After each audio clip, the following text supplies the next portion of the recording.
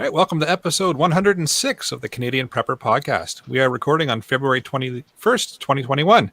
My name's Eric. I'm the host of the show, based in Southern Ontario. I'm a hunter, target shooter, ham radio operator, and computer geek. As a first responder, I witnessed an over-reliance on emergency services and started a small preparedness company to help people get better prepared for at least 72 hours, if not longer. Nice try, Ian. You didn't even fall for it this time. Nope. Good, too.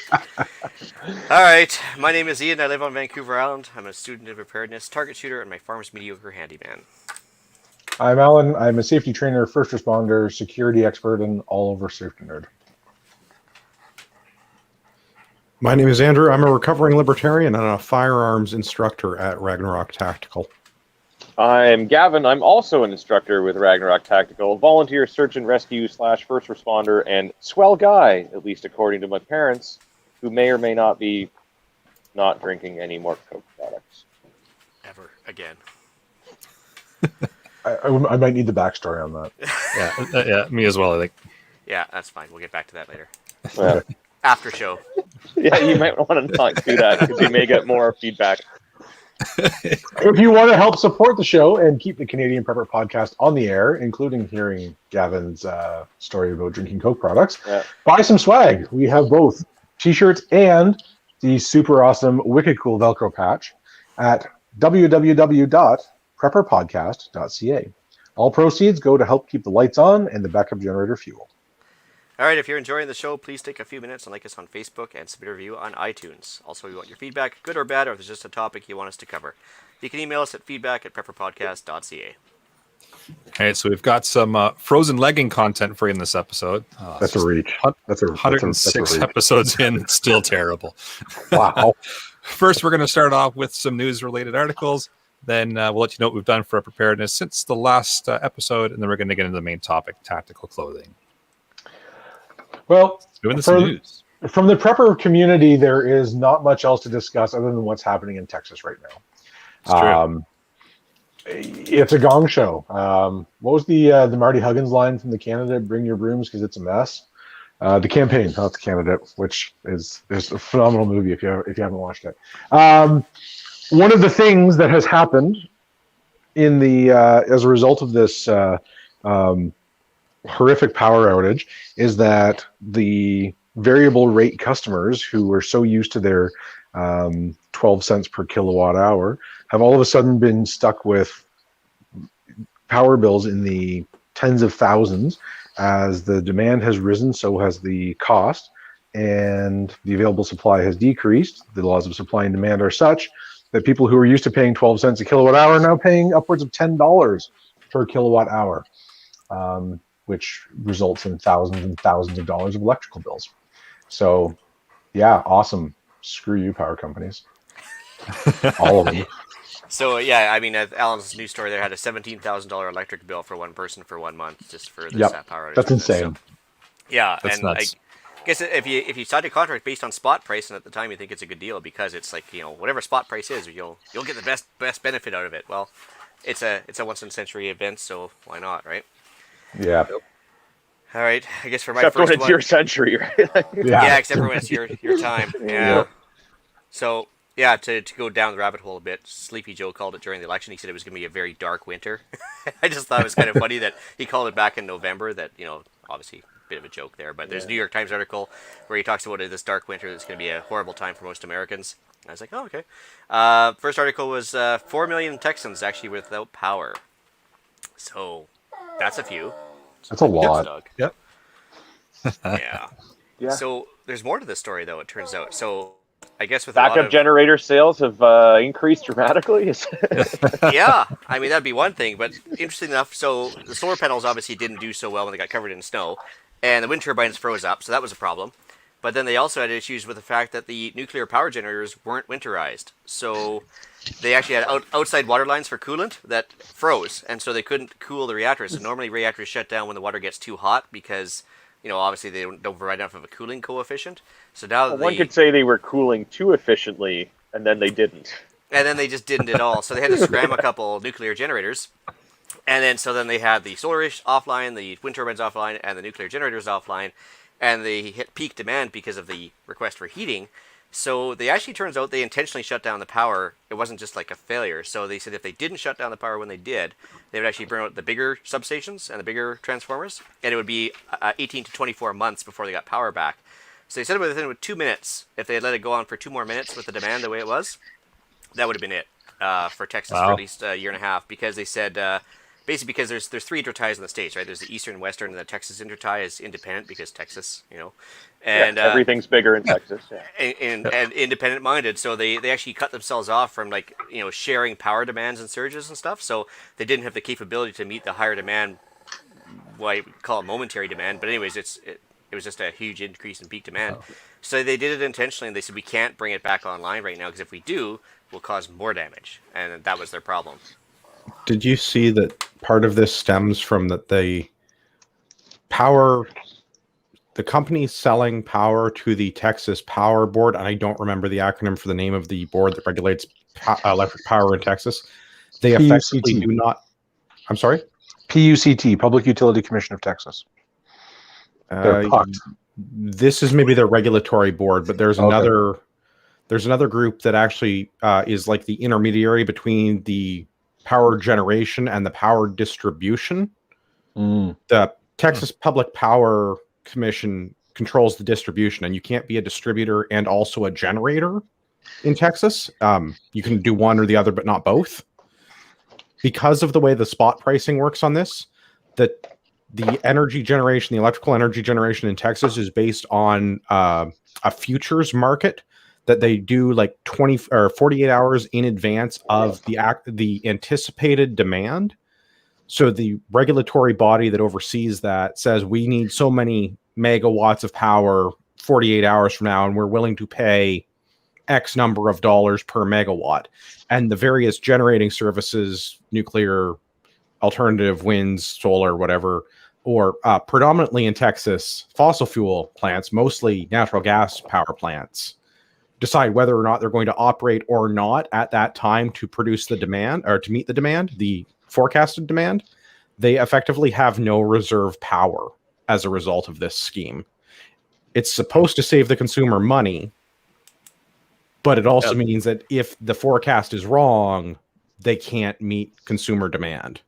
It's kind of like starving in a grocery store. Yeah. Not unlike.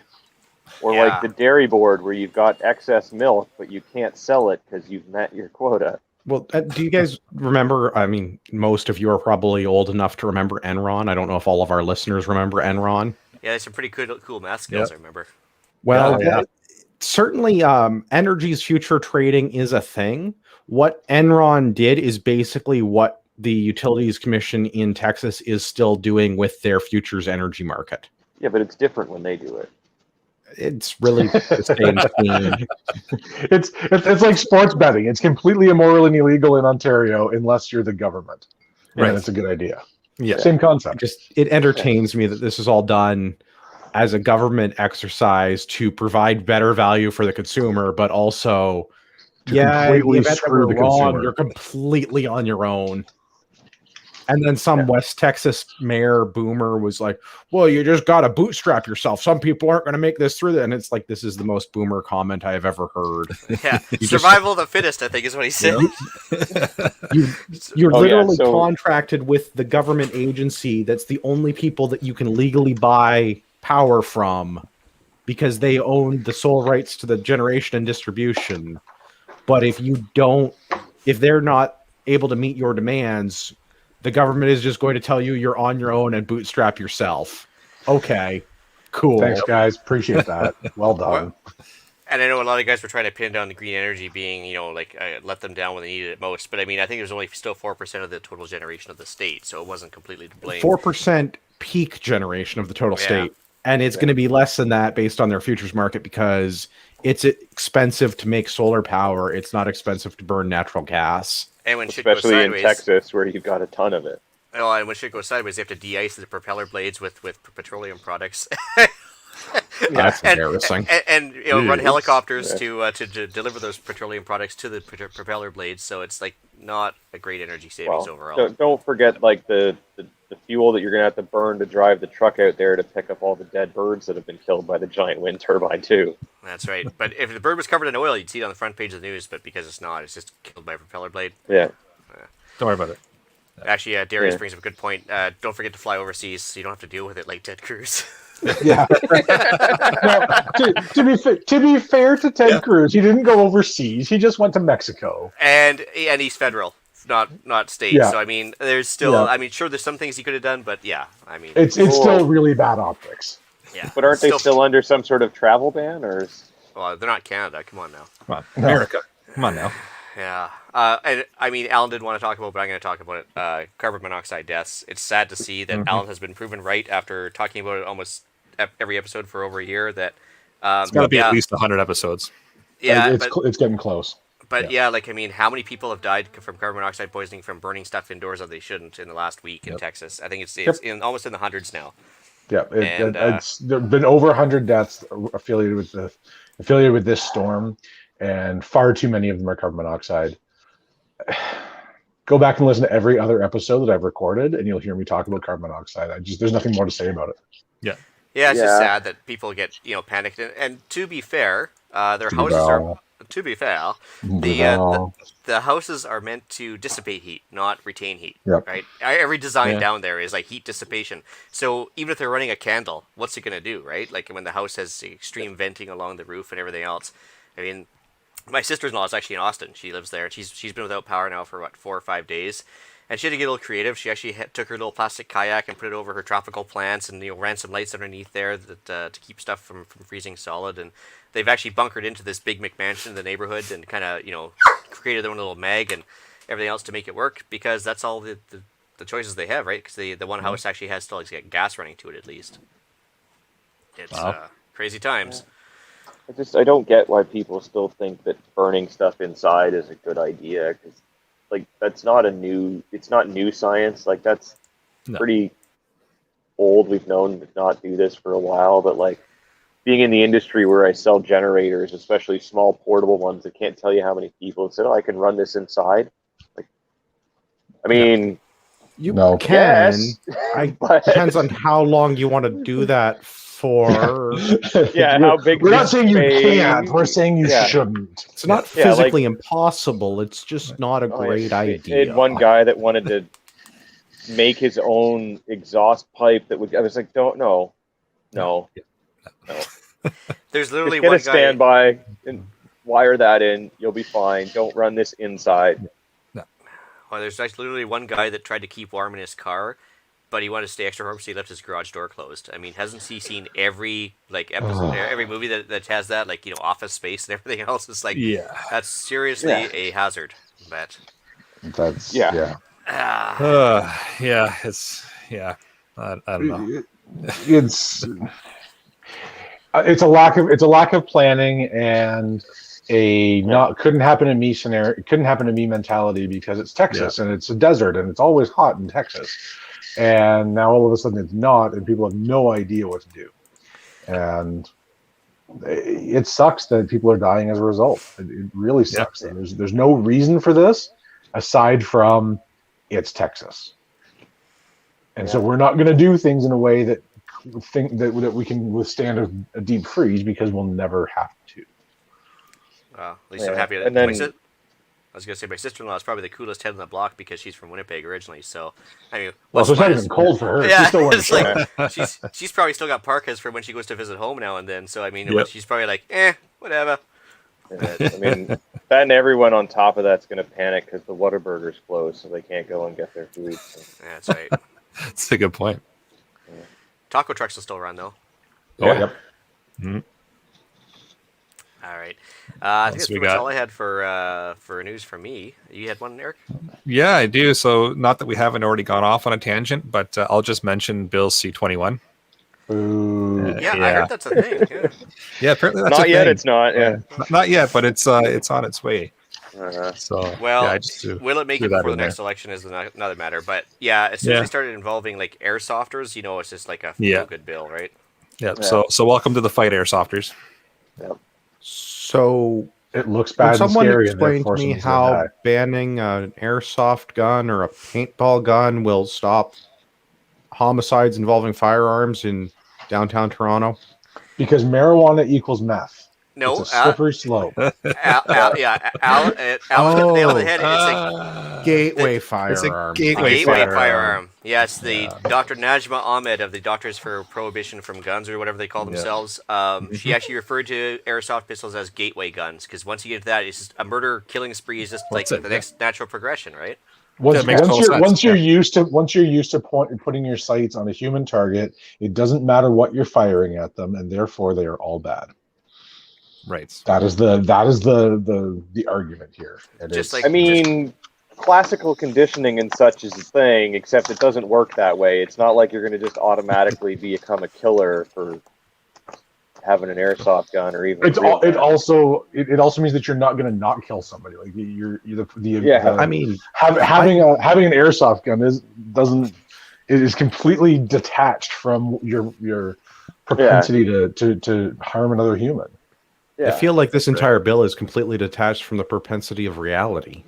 Well, there's that. like several others. Same thing, like for banning advertisement of if you say like a shotgun's good for home defense, that's actually a criminal code offense now. You can go to jail for it. I mean, like, how is that going to prevent any crime? Like, And who's advertising firearms like that in this country anyway? What good is this going to do from stopping criminals from criminally misusing a device? Like, Well, I mean, I was going to manufacture firearms and say that these are good for, settling beefs with other gangs on your street corner while you're slinging meth. But I guess Always I can't back do to that the meth. anymore. Yeah. Yeah, Well, who knew that meth was the least offensive part of all that? also, see, I see that as a solution to a problem, personally. But maybe that's just me. it also seems like we're not going to have a mandatory confiscation just yet. There's an opportunity to sell the firearm to the government for some undisclosed amount of funds, but also I can keep my newly prohibited firearms as long as I comply with various storage regulations. As yet to but be they're so unspecified. dangerous that nobody They're needs them. incredibly dangerous. Yeah. Incredibly dangerous. VT So- brings up a good point. Like, what about the video games that are, they're the worst he's seen yet? And let's face it, like how many times in Call of Duty have you sit there and blasted away at a human form? Like, that's probably next because that's promoting violence or something, right? Well, yeah. Yeah. I mean, Slippery slope. absolutely. Yep. Yeah. And I mean, it's even more ridiculous when you pair that up with C-22 that got dropped like the next day or 2 days later, where they reduced the penalties for a bunch of violent things and gun-related things, much like when C-71 went through a week later, C-75, which did the same thing. And it's like you're cracking down on guns, but then you're reducing the penalties for people to do the things you're trying to stop. Well, hey, if there's no guns, there's no need for penalties. Yeah. That's how it works, right? Yeah, absolutely. From Boots on the Ground, Whataburger was open. Mostly, he waited in a 1 hour lineup. So, crisis averted. Oh. Oh, That's There you but isn't that a FEMA test? Oh no, that's No, the Waffle House. that's It's the the Waffle House. It's the Waffle House index. What if Whataburger's open? You're good to go. Well, no, I was thinking of the Waffle House index, which is a unit of measurement that FEMA uses to decide how long it's going to take to recover from specifically hurricanes. But if the Waffle House doesn't close, then it's going to be a short. It's like a Groundhog Day kind of thing. But it's a measurable correlation between the availability of fast food and the recovery of an area after a disaster. I mean, you've got to have Interesting. standards. fair enough. Well, shall we move into what we've done lately for preps? Alrighty. So- Eric. Yeah, for me, just goofed around with some lock picking. I kind of put the picks down for a while there, so fired that back up and was able to get a few locks open. So that's something at least. It's not the 3 or 4 pages of Ian, but it'll do. Well, nobody else put anything in. I wanted to do some filler here to kill up some time. Easy there for Is that your excuse this week? Yeah. So speaking of the lockpicking, I did order a set of lockpicks via Allen, so I'm looking forward to those showing up. I can get into that. That'd be interesting. I've never done that before. So let's see. Update on the carrots. So back in August, September, we had a bunch of spare carrots. We got a good deal off Costco, I think it was, and we decided to try storing them in dry pine shavings. And lo and behold, we pulled them out of there today to use some for cooking, and perfectly fine. Very, very tiny Nice. little white roots on them, but like pretty much intact. They were dry, they were crunchy still. They weren't soft and mushy or anything else. It worked. So that's kind Awesome. of cool. Yeah, so it went below zero, went all sorts of goofy temperatures and moisture levels, and the shavings were still dry enough around the carrots that they maintained them perfectly. So nice little Did they long-term taste storage like idea. an IPA though? Not quite, not hoppy enough, but maybe. That's good. Ba-dum-bum. All right, let's see here. I did a range trip. Luckily enough, because of the heavy snow that I'll be talking about in 3 seconds, I had the range to myself. So it was kind of nice. Naturally, that followed with a few CGN deals. Naturally. No kidding. Yeah, Weird. yeah. Never happens. Snow did a big damper on stuff around the acreage this week, so basically we had the 6 inches of heavy wet snow, couldn't get up the driveway, so... Well, what else am I going to do? So I reorganized the range bag since I just used it. I realized it was a dog's breakfast, so I kind of cleaned it all out. There's actually an overhead storage part of my woodshed that I've never actually been to since I bought the house.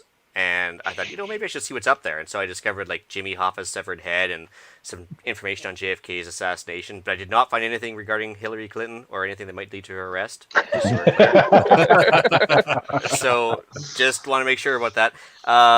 Let's see here. So yeah, I cleaned that out, and all of a sudden I have more storage space under a nice dry roof, which is a big deal around here, right? So I can use that for next fall. Or also organize the quad toolbox. It's on the back of the quad because it was, again, I've just been throwing stuff in there all winter. Again, screw the snowstorm because it actually ripped out, or it ruined my bird netting on 2 of my coops. So we had like bird netting up there to keep the eagles and hawks and stuff away. And yeah, so it all went down to the ground because of the snow. So I had to rip all that out. And of course, just in time to hear the baby eagles in the forest squawking, and they're hungry. So I'm like, oh, I guess I better get some bird netting back up like ASAFP because I'm going to start losing chickens to those. Couple of gunsmithing projects involving Dremels, belt sanders, and everything else. Just tinkering in the shop because of the snow. So you're a pro now. I'm a pro, yeah. Because Dremel and oh, don't forget the what's that 2-part metal stuff. The JB Weld. JB Weld. There you go. You gotta use the JB Weld too, right?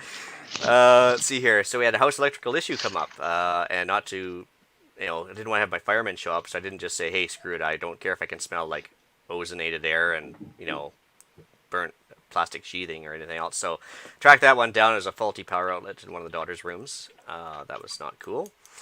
Let's see here. The quad trailer had started grinding pretty heavily when I was dragging stuff around the acreage, so I discovered that one of the bearings had seized up, so I actually did my first bearing repack since high school, and yeah, that's kind of embarrassing when you haven't done one of those for a while. Let's see here. Facebook hates us, so I started a new group on Gab called Self-Reliance and Homesteading Canada. Did not use the prepper word because I figured I'd just, in case they start banning stuff randomly. Let's see here. Yeah, with Gavin and the rest of the guys, I made a point of watching the latest government bill on gun control. Ian Runkle the Bailey on YouTube. He's starting to provide like segmented episodes on breaking it down, the finer details of all that. So we don't need to get into that per se. Very well done, though. Yeah, and he started the first overview, and then he's going to start with the individual items next, which is I'm looking forward to that. I guess Andrew can talk about the Patriot Challenge, but I've basically been doing my best to keep up with that every single day. And that's pretty much it for me.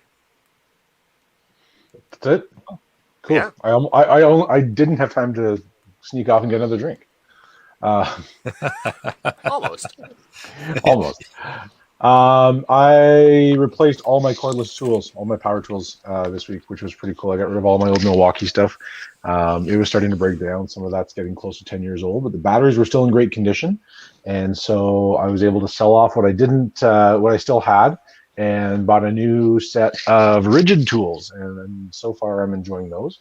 Did a lot of rucking and lifting. So I've got this 50-pound weight vest that I've been carrying around, and I've got about a 5K route that takes me between the 2 train tracks near my house.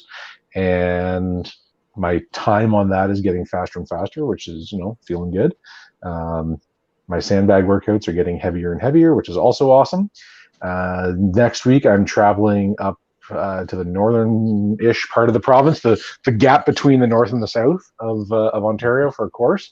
And so I spent today getting all my meals ready. I'll be staying in a hotel for 6 nights, and a lot of driving in between here and there. So I'm going to make sure that I'm well prepared just in case bad things happen, and hopefully not stray too far from the meal plan. Nice. and sending lock picks out to various people that I know, and buying excessive lock picks for no damn reason apparently. Redundancy.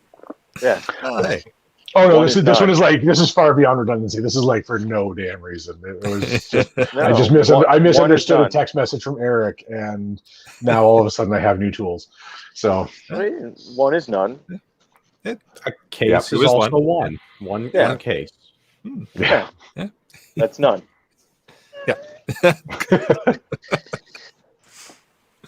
Gavin and I got out this weekend. We were teaching our very first map reading and land navigation course with Ragnarok Tactical.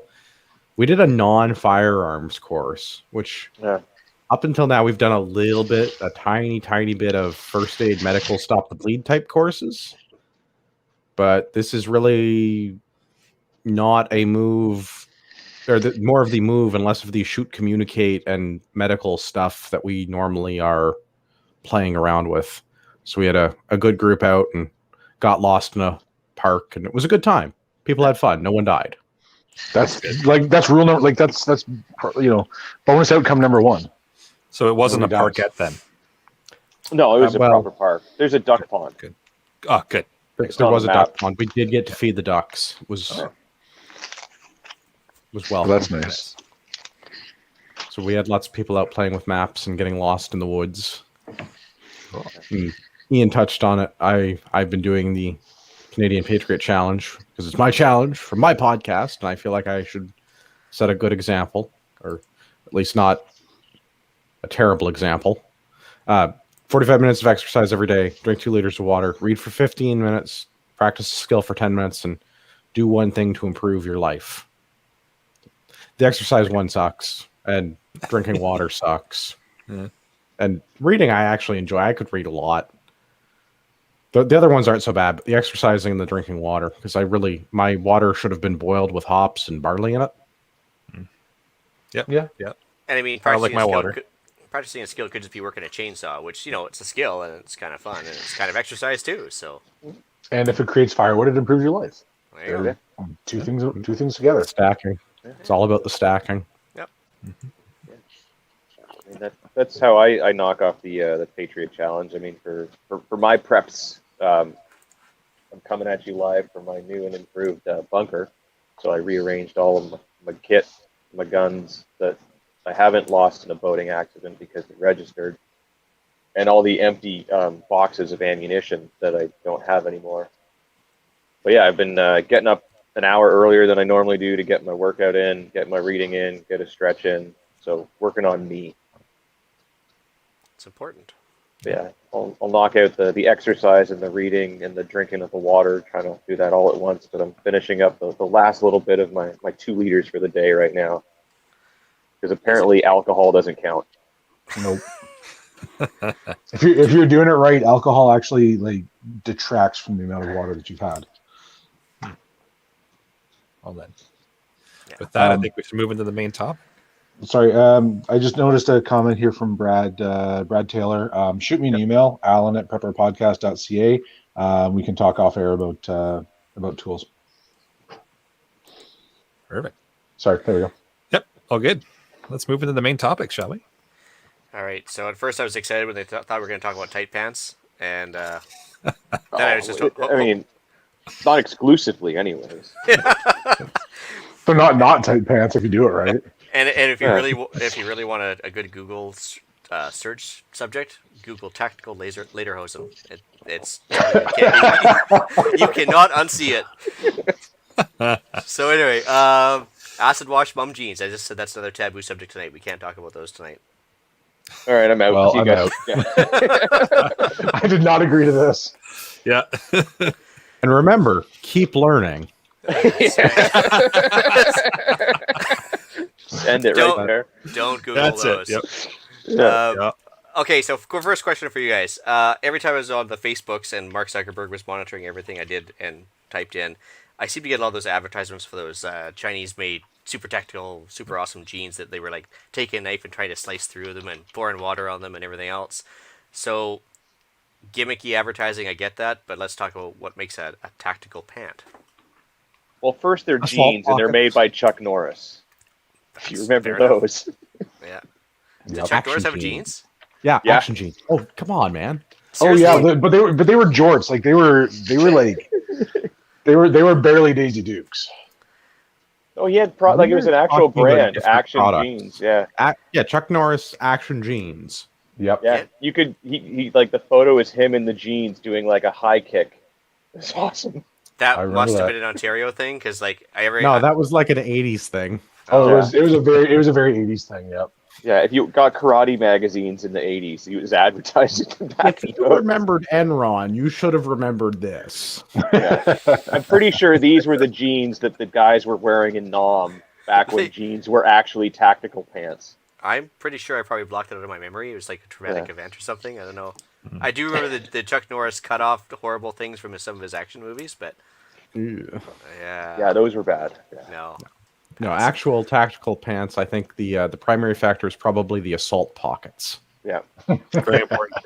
yeah. It's got to have more than four. More than pockets to be- If it's over capacity that way. If it's got more than Yeah. 5 pockets, they're assault pockets. Nobody needs that.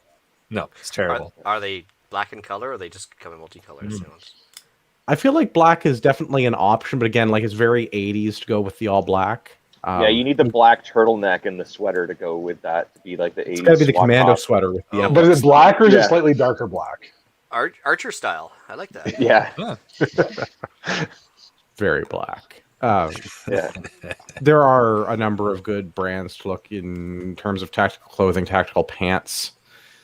And there are a number of different features, and there's sort of a few common styles of tactical pants, like your traditional BDU battle dress uniform style, cargo pant, military pant, the not slender, not form-fitting giant cargo pocket variety. Yeah, that billows the minute that you put anything in it.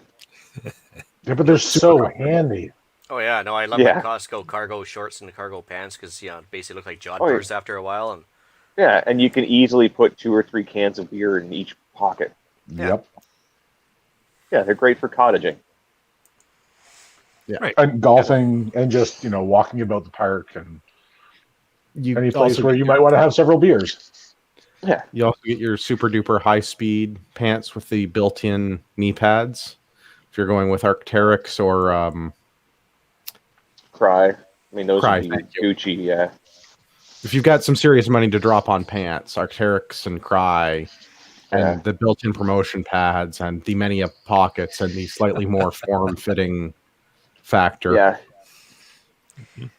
so they no longer made with denim, I'm sure. So what's the best material for these things? Depends. 2 big ones, poly cotton ripstop and just cotton ripstop. The poly cotton ones are usually treated depending on the brands. Like 511 puts Teflon on all their stuff. So it's got the built-in stain water repellent. It wears out over time, but it comes that way, and have the stain repellent on some colors is nice. Yeah, and then when you're tactically snacking and you spill something, it just kind of wipes right off. You don't have to worry. Wipes off. Can confirm. Yeah, Can you, there's some other materials that people are kind of experimenting with like that soft shell material and stuff like that, which like can You make get for the some. stretch stuff. There's like the 4-way mechanical stretch that a lot of brands are doing now. Yeah, It's still a poly or a poly cotton blend, but they've got the mechanical stretch, which if you've had too many tactical snacks, sometimes nice Yeah. feature. Also, Yeah, I if you're mean- doing the Chuck Norris kick them in the face routine, again, having the flexibility in addition to the gusseting. yeah. There's a bit of a trade-off though between like the durability and the flexibility of your pants. So depending on what you need them for and like exactly what the cut and size are, you might not want a pant that's super flexible because chances are the material is probably a little bit softer and easier to rip. But you get the full mobility and everything. So yeah, if you're doing your Chuck Norris kicks, you want that. You're running through the woods, you maybe want something that like isn't going to rip if it snags on something. So you guys Trade-offs. mentioned the water repellent thing. Can you recharge that water repellent, or like is there like a spray or something you can do afterwards? Teflon and silicone are both options, but Yeah. I mean,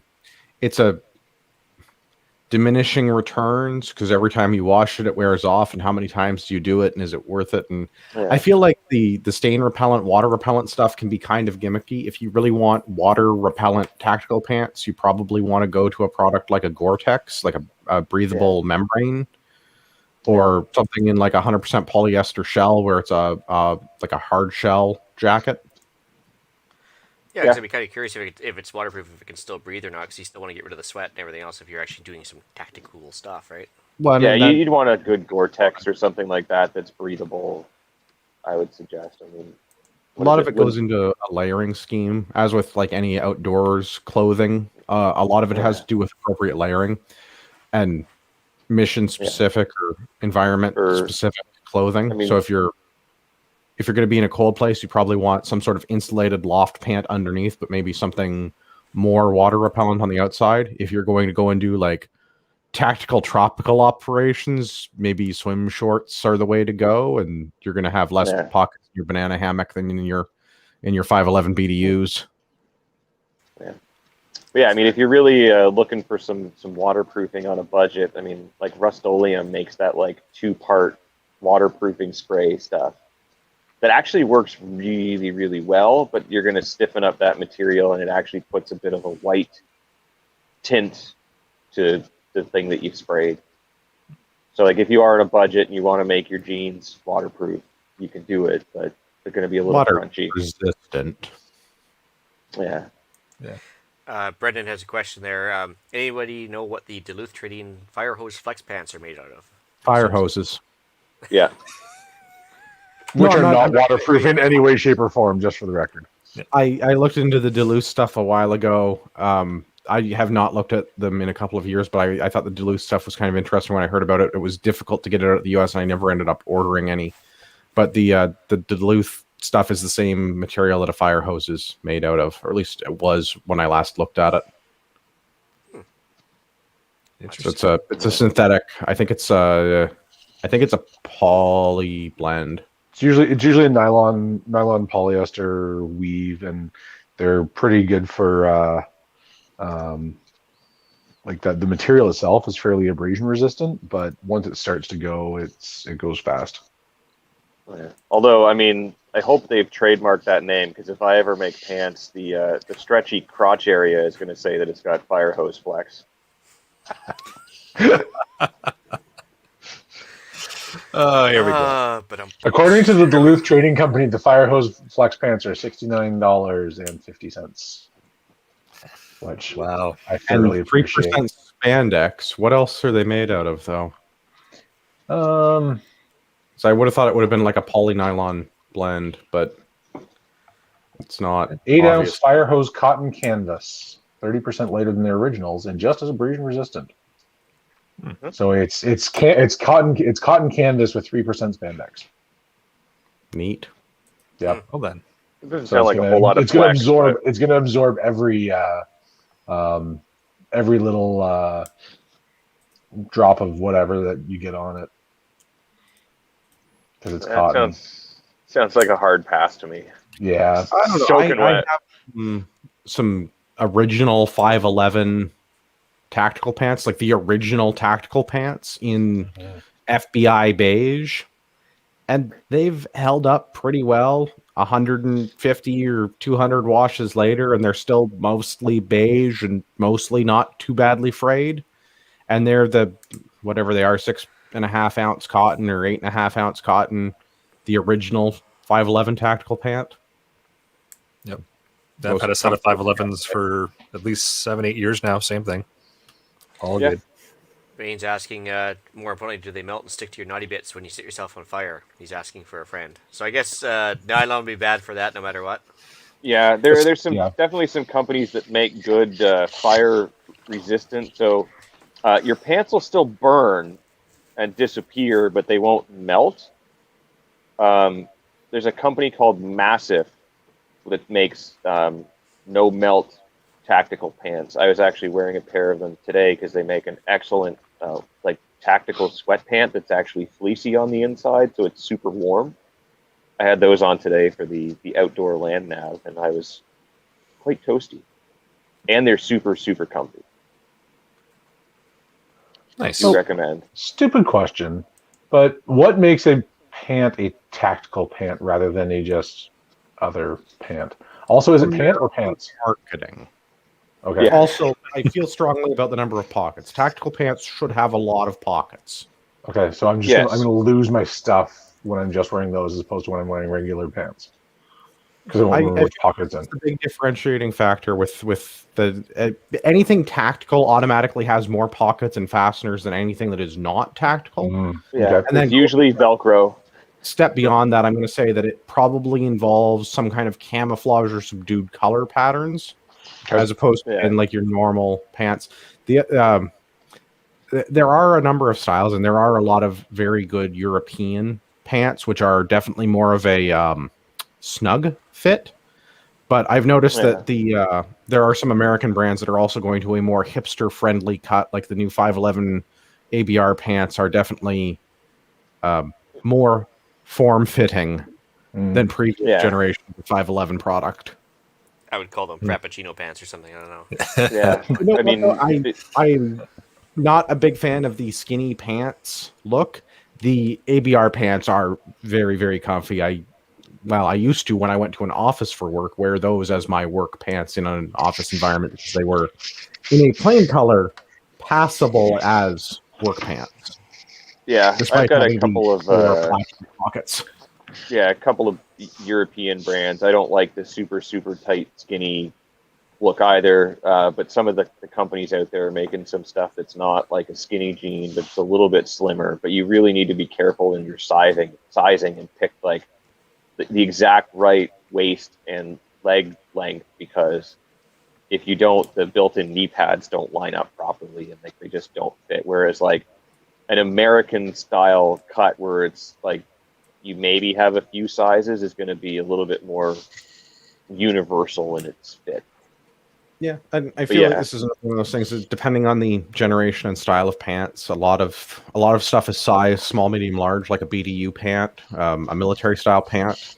You generally get like regular or long, and it's up to you to like sort that out. If it needs to be hemmed or not, that's a you problem. Just like when they issued it, they also tend to do like a small, medium, large, extra large type waist in those pants. So there's not a lot of unhelpful. Get form fitting. Pros and cons. Some brands like the 511, their TDU line, which is their BDU style pant. They call theirs the tactical duty uniform. They have the elastic waistband. It's like a hidden waistband inside, so it's very flexible for those extra turkey dinners around the holidays.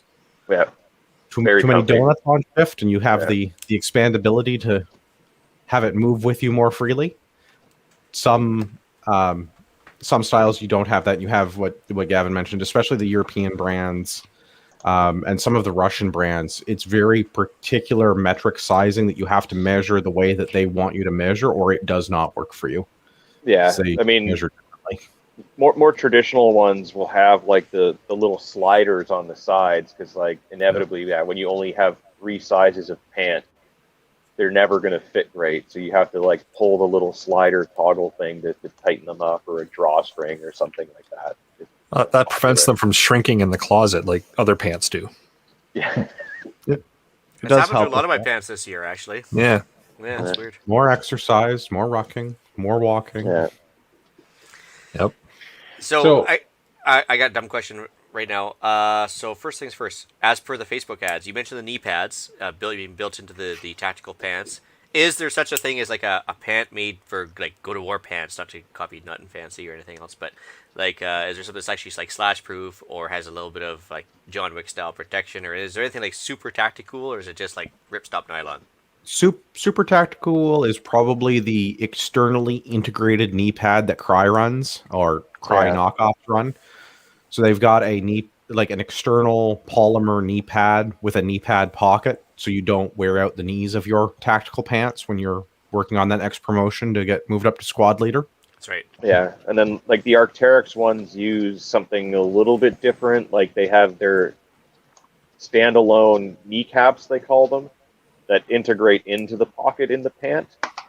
And then UF Pro has like built-in sort of knee padding and then crotch vents, but you know, there's no like slash proof. I'm sure there's like somewhere if you look, but like the major brands are not making slash proof pants.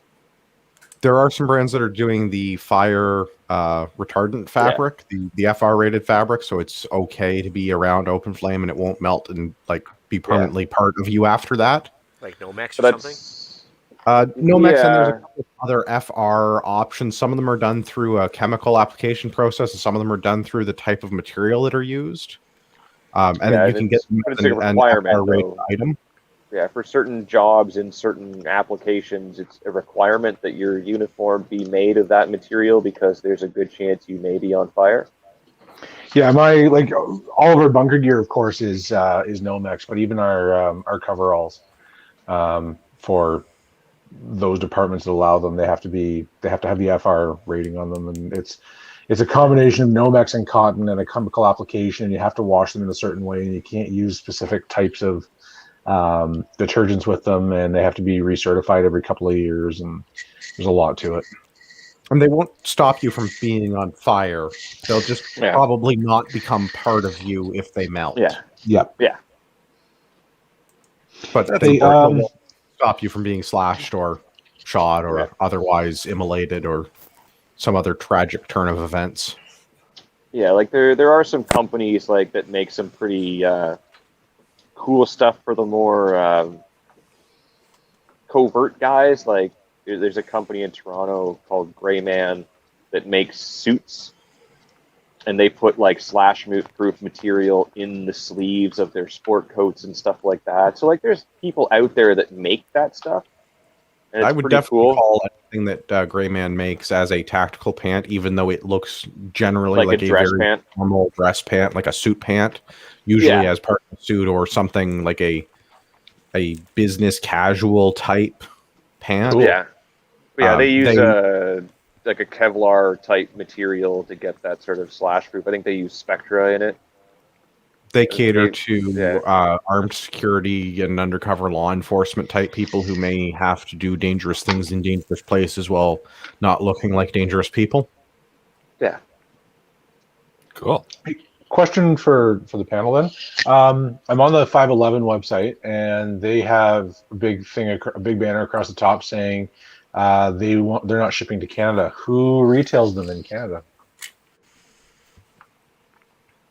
Well, I saw a store in Vancouver here, Warriors and Wonders. They carry a complete line of 511 gear. That's also known as, I think it's also known as Blades Canada on the website, but Warriors and Wonders. I mean, there's a distributors are. 511 Canada is a difficult brand. 511 generally in the last couple of years has become a difficult brand to deal with, and they've moved to wanting to have brick and mortar stores.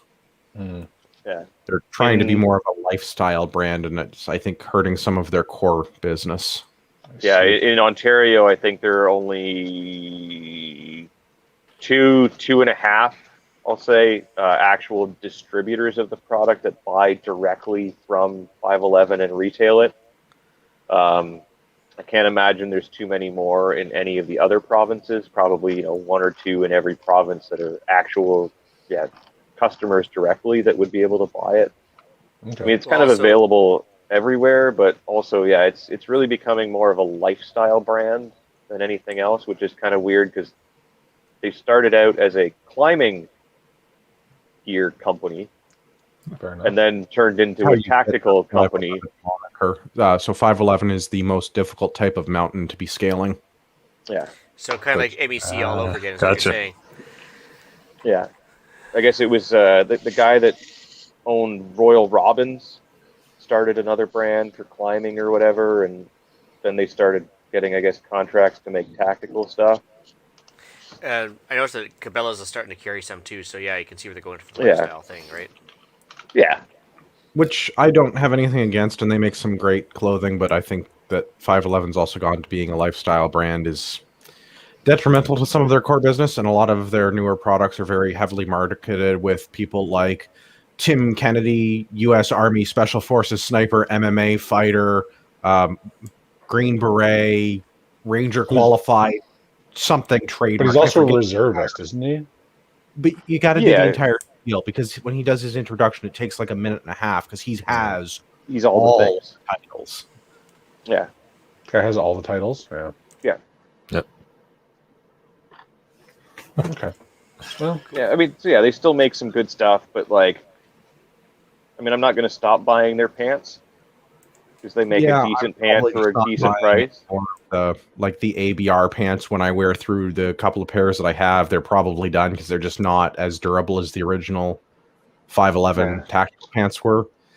And same thing, like it's hard to beat their TDU pant for when you can get them in Canada for like 75 or 80 bucks a pair, and they last for years. It's hard to beat for another brand name BDU style pant. Yeah, I mean, I put my traditional TDUs from them like through all kinds of hell, and they last for years and years and years. Right? Hard to beat for a sub $100, because then the tiers that you're going above that, you're looking at Cry or Arc'teryx, and you're hundreds of dollars for a pair of pant to get the same level of performance.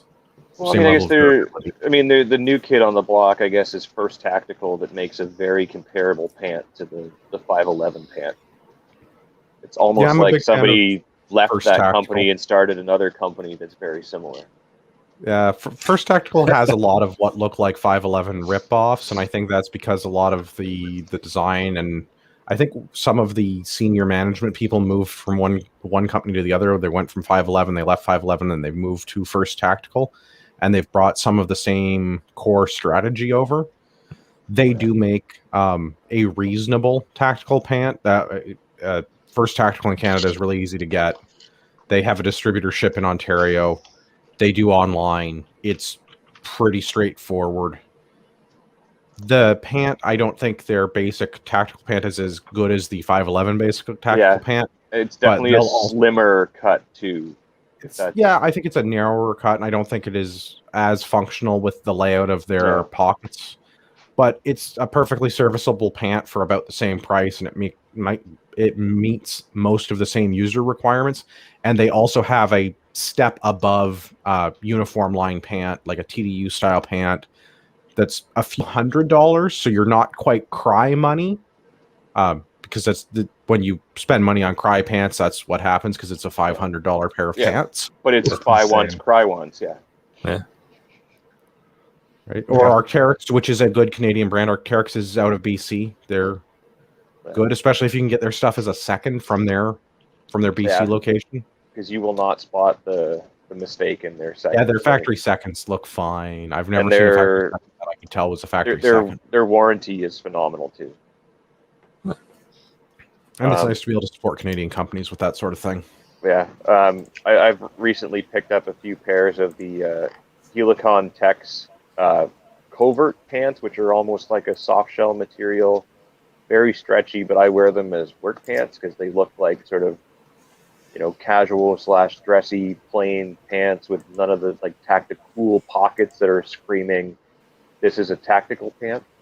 But they do have a bunch of hidden pockets in them, which come in handy for certain things. This is very much one of the European style functions where they still have side pockets and slash pockets, but they're less visible than a lot of the Americanized brands are. They don't, much like the IDPA fishing vest, they don't scream shoot me first. Yeah. Okay. But yeah, like along the waistband on each side, they have like your normal front slash pockets, your normal rear pockets, but then there's another pocket in between them. But the way that the pockets are sewn with the sort of seam, you can't really see that it's a pocket. And then they actually have on the inside of the waistband 4 magazine pockets. So you can need to carry a large number of rifle magazines. I do want to go back and touch a little bit on tactical jeans, because there is some reasonable tactical jeans on the market now. There's been 511 tried to do some, and they were okay, but the denim did not hold up well because I think they were trying to get it at that lifestyle budget price. So the denim was not of the best quality. Vertex has been making a very, very quality tactical jean for several years. Hidden key cuff pockets on the inside of the waistband, hidden magazine pockets on the back where the regular pockets are, but they look like a 5-pocket jean, but they're gusseted in the middle right of the places. legs area where you want the extra freedom of motion. Yeah. The gusseting is nice, and they're also articulated at the knees so as to not reveal anything that you may be concealing about your ankles were you to sit down. Nice. So if you have an ankle medical kit or other accessories. What brand name is that? I was trying to do the tactical Vertex, jeans? VERTX. Yeah, their regular tactical pant is also very nice. They've got some little features to them that are nice, and like they've got the the side cargo pockets, but the way that they make them, like when you don't have anything in them, they're not just flapping around. They're very close to the body. So like if you wanted to Almost run some concealed. sort of a thigh rig over top, not that it should be down that low, but like if you needed to, it's not going to feel like you've got a bunch of fabric under it that's getting all bunched up, because they lay nice and flat and stay out of the way. They're not going to catch on things like some of the old school ones where you see like big floppy pockets. Bane points out that Vertex does make a fine skinny jean too. He says, very operator. Yeah. I think yeah, I like the Vertex jeans. They're a little bit on the form-fitting side. They're not the hipster skinny jeans because I can get my fat self into them. Yeah, but I think are- that's just the style of jean, unfortunately, now, is that everyone's going to a slimmer thing, so nobody's making like a baggier. I do believe That's my- true. I have enormous calves, and I can never find, like, I almost have to go up 2 extra sizes in the waist to get pants that fit in the legs. Well, see, I like my Costco cargo shorts because they had 15,000 pockets on them. Of course, the kids just refer to them as the dad shorts. Of course. Yeah, They're what, 4 feet wide and a foot and a half long. So yeah. You wear them with your white tennis shoes, right? well, Yeah. and the socks all the way up to the knee too. Well, And yeah, you're, like, obviously. your grass stained New Balance. That's right. Yeah. I guess that touching on like tactical pants and all that, the downside is there's not too many brands out there that make a good tactical pant for women. 511's tried a couple times. Yeah, First Tactical makes a set, Vertex makes them, and I think that's about the only 3 brands that really do anything specifically for women. Which is unfortunate because you may have noticed that women are generally built and shaped slightly differently than men. Well, Yeah. I really appreciate that. Yeah.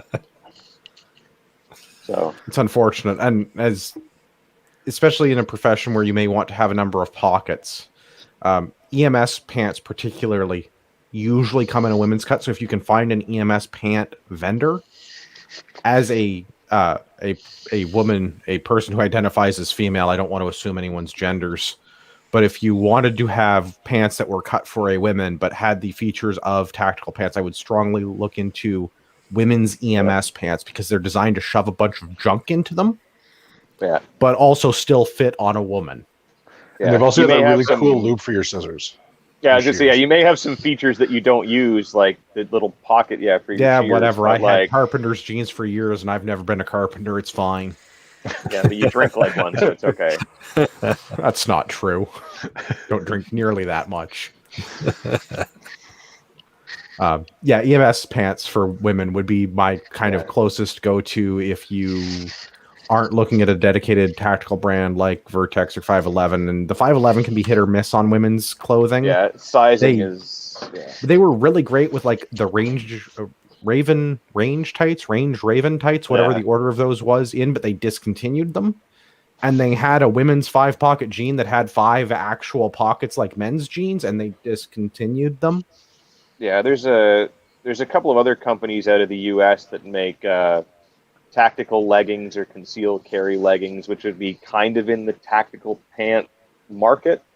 That allow you to carry some extra stuff or whatever.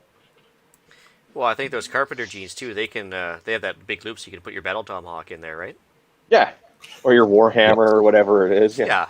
Yeah. It's important to have that hoop there.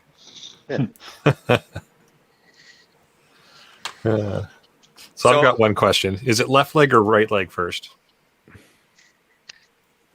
I mean, I guess that depends on how you dress. Yep. This is a question for you and your tailor. Yeah. All right then. And also whoever the guy is that does your pants. And nobody mentioned nobody mentioned Carhartt once this entire episode. Well, you just did. I don't Yep. I don't relate Carhartt to being tactical, but there is certainly nothing wrong with Carhartt workwear or any other workwear type pant is probably going to get by just fine as a tactical, like outdoors at the range, put a bunch of junk in your pocket and do hard work with your friends type of pant. Yeah, no, I was gonna say durability wise, I think they got everybody beat. They just they're not as utilitarian, I think. But Yeah, and like there's some other brands that kind of cross over and do a little bit of this, a little bit of that. Like there's a new company on the block, Atlas something or other, that makes like kit for construction workers that obviously has a military flair because it all comes in camo and like the cool new guy camo and all that. That's exactly what I care about on a construction site, is blending into the background. But I guess a bunch very of important. people in the military have gone and retired and now are in construction, so they want to dress the part still, or people that do construction wish they had signed up and would have looked the part. But yeah, I mean, there's a lot of those. Yeah, Carhartt's a great example. The problem is, I think that like a bunch of people that used to do things in places where they needed to not look like they're a cool guy operators have started wearing Carhartt, so like it stopped becoming just like a regular work pant, and you start standing out. Yeah, if you want to spend way too much money on something that looks and acts like Carhartt pants, cool. Kuhl, Khul. I forget which order it is, but cool pants, because that was the original undercover overseas operator cool guy embassy pant. Yeah. But they look like Carhartt work pants. Kuhl. Kuhl, perfect. Yep. Great pants, expensive, but great pants. Yeah, but yeah, the downside to that is if you're trying to go for the more gray man look, you're probably not being a gray man wearing that kind of stuff either. Well, you stand out to people that look for that kind of stuff. So if Gavin and I are around and we're checking out the brand that's emblazoned on the back of your jeans, that's all we're doing is checking out the brand, I swear. Yeah. Yeah. Well, that's all I had. Is that the list for pants? I guess we I feel like that covers a significant amount. Yeah. I'm don't impressed think that we this were was- able to talk about this for an hour. Yeah. Well, it's I impressive. didn't expect this would be a short episode. No. Yeah. No. We have a lot to say about Oh, pants. it's not over yet. I'm is trying to not. come up with a third pants joke in a row, and I'm drawing a blank now. Ah. Well. Oh well. Shall we move into the podcast challenge with that? Sure, I got one off the cuff here. There's the third one. There you go. There it is. So the podcast challenge this week is to find one pair of utility pants to go with your Hawaiian shirt from Ragnarok Tactical for the apocalypse. Very nice. I'm really glad this is all zipped up now. It's not You not talking quite about yet. your pants? That's why your camera's off, huh? Yep. Hey, I haven't worn pants recording an episode of the podcast in, I don't know, at least a year. me either. TMI. Yeah. So upcoming events, absolutely nothing because COVID. Screw COVID. Yeah, we've got deal of the week. All right, as previously mentioned, in keeping the house warm and I think off-grid heating solutions, the infamous wood-burning camp stove from Princess Auto is back in stock, and it has gone down in price. So it is now $58.88. Which means you can buy that and like 3 carbon monoxide alarms. And maybe a set of Carhartts too at Princess Auto. So I put the link in the show notes for basically a $60 wood-burning stove with a pretty decent chimney on it for emergency backup. Pretty dang cheap. That's good. That is I good. like it. Let's move in the shout outs. Shout out to new listener Ethan. Thanks for joining us. That's all I got. All right, I got one for listener Josh, who contacted me via email this week, and good luck on the ham exam. And he's hopefully going to come on next month and talk to us about melting down lead for various uses. Cool. Nice. There you go. Andrew? I'm gonna give my shout out to Liz. That was at the Map and Compass class this weekend, who I understand is also a listener to Nice. this fine podcast, as well as the rest of our class, but they weren't sucking up by telling us that they listened to our internet stuff. Yeah. Nice. So yeah, Thanks, Liz. What's up, We Liz? appreciate Yeah. you. Yeah. Thanks for coming out. All right. We'll move into email and iTunes reviews. So, got an email here from Brendan, who I do see in the live chat throughout the show here. So, read this off and feel free to jump in if you want while I'm reading it. So, it says, hello from New England. Found your podcast a couple of months ago and have been trying to catch up ever since. You've put a lot of good content, and it's great how realistic you are with your advice and challenges. You don't just recommend everyone buy everything or take all the courses. I really like your conversational style and banter. I appreciate that you try not to bring too many politics into the discussion. We try not to. As a liberal, yeah, sometimes there's the odd time. As a liberal with hippie tendencies who's also a gun owner, is that possible?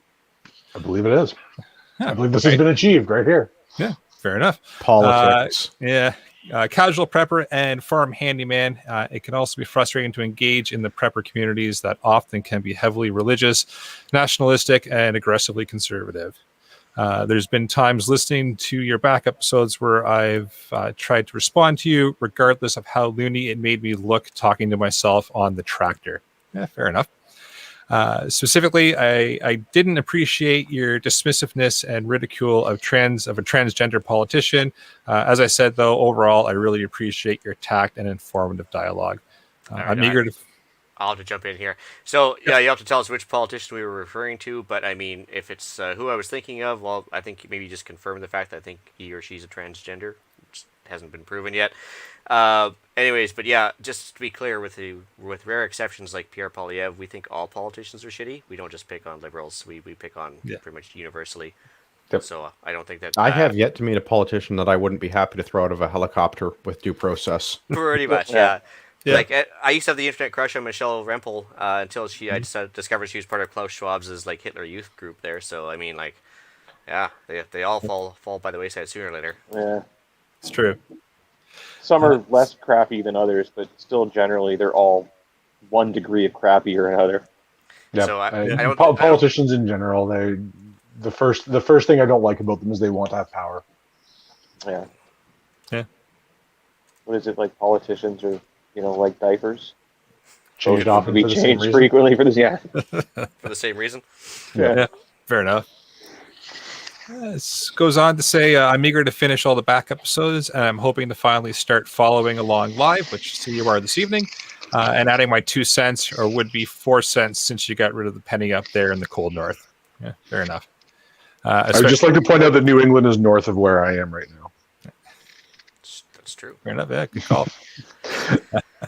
Says, I'm especially looking forward to book club going forward. I just finished 77 Days in September, and then the sequel, Daunting Days of Winter. I'm also wondering what you think of it. Regardless, keep up, and thanks for all the great stuff so far.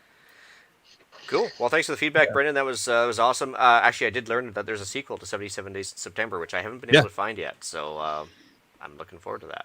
Yeah. Well, I mean, right now we're at like 328 days of March, so... Yeah. 2 weeks to flatten the curve. Yeah, exactly. Well, and you notice, like a year ago, there's not a single person that would have put up with the idea of being an indefinite emergency declaration, like with an indefinite end date, and now it's just like, oh yeah, okay. Cool, sure, whatever. Yep. We've been appropriately conditioned. Yeah. Yeah. 2 weeks at a time. So what has been watched more than last year, brains or hands? That's a good question. Yes. Yes. Yep. Anyway.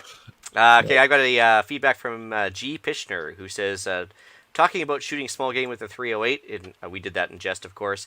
You can take double-awed buck pellets and size to .309 inches and load them with the 308 with a light load. Actually, that's one thing Steve, forgot to mention last week when he was talking about the subcaliber inserts. He forgot to mention that some of these game getters that he uses actually have like a little resizer that you can basically take a double-awed buck pellet and pound through. It'll resize it to actually fit in a 308 cartridge as well. So, cool. Yeah, that's a thing for sure. Neat. Yeah, Awesome. so you use like a little That's cool. 22 caliber ram set thing behind it, and you've got a nice little quiet thing you can use in your 308. Cool. Hope you're not using steel pellets down that barrel, though. 'Cause Well, I think, Something you only do once or twice. yeah, Yeah. if you're resizing it pretty easily with the double out back pellet, it's probably lead. Yeah. Yeah. So, Right. Well, with that, I'll bring episode number 106 of the Canadian Prepper podcast to an end. You can find the podcast on iTunes, Podbean, Spotify, or of course your favorite podcast app. Please help us out and submit a review. It does help other people find us. We do record these shows live on Facebook and YouTube. If you want an early peek at the shows, please subscribe to the YouTube channel, Canadian Prepper Podcast. Also the Facebook page, Canadian Prepper Podcast, because that just makes it easy for us. And click the notifications tab. That gives you an alert when we are going live. You can get me directly. Email Alan, that's with one L, at prepperpodcast.ca. Where can everybody find you, Gavin? The best place to find me is through Ragnarok Tactical, or if you're on the Instagrams, UrbexGTA, all one word. If you want to hear more of which politicians I would vote to put on a helicopter, you can listen to Canadian Patriot Podcast. Monday nights, 9 o'clock on YouTube or anywhere fine podcasts are sold. And this week is going to be our version of Book Club, where we're going to be reviewing Ender's Game. looking That was forward a to fun that. one. It was a good read, for sure. You can reach Ian directly by emailing me at thewesternretreat@gmail.com, and now on Gab it's called at the Western Retreat. You can also find me on Canadian Patriot Podcast with Andrew and Gavin on YouTube and iTunes, so you can find us discussing why government waste in society makes me go shopping for those tactical lederhosen I mentioned earlier. And also, I forget, I should give another shout out to that. That's right. Don't knock it until you try it, right? It's what we did for preps. I forgot to mention the news page I started up there as well, or did I? I can't remember. I don't think you did, no. Oh, okay. Self-Reliance and Homesteading Canada on Gab. Nice. All right, please check out Rapid Survival at rapidsurvival.com. You can get me there on the live chat. You could also email me at feedback@prepperpodcast.ca. So thanks everyone for joining us this evening. Until next time, be prepared, stay safe, And keep learning.